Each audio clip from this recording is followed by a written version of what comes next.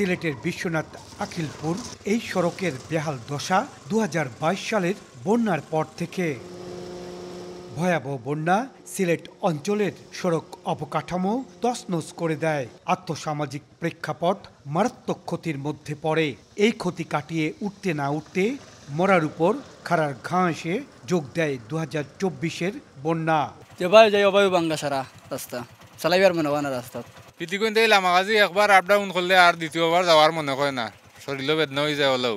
দফায় দফায় বন্যায় সিলেটের কোম্পানিগঞ্জ, গোয়াইনঘাট, কানাইঘাট, জৈন্তাপুর, বিশ্বনাথ, বালাগঞ্জ, জকিগঞ্জ সহ জেলার ১৩ উপজেলার অধিকাংশ সড়ক বেহাল দশা হয়ে পড়ে। কোনো কোনো স্থানে বন্যার পানির তোড়ে সড়ক, ব্রিজ, কালভার্ট ক্ষতির মধ্যে পড়ে। ভাঙ্গা সড়ক এখন যেন মরণ ফাঁদ। বছরের পর বছর সড়কের এমন বেহাল দশায় মারাত্মক সমস্যার মধ্যে আছেন সিলেটের বিশ্বনাথবাসী।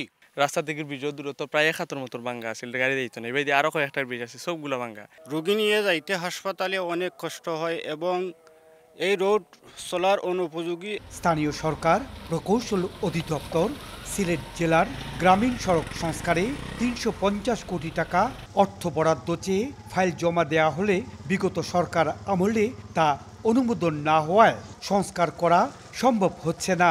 অন্তর্বর্তী সরকার চলতি অর্থ বছরে ৮৮ কোটি টাকা বরাদ্দ দিয়েছে।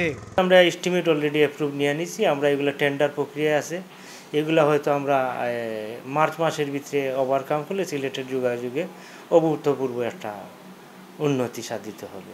জরুরি ভিত্তিতে বিভাগের ৪ জেলার ৩৫ উপজেলার ৫০০ কিলোমিটার সড়ক সংস্কারে ৫০০ কোটি টাকার বরাদ্দ চাওয়া প্রকল্প এখনও আলোর মুখ দেখেনি। ইকরামুল কবির, সময় সংবাদ, সিলেট।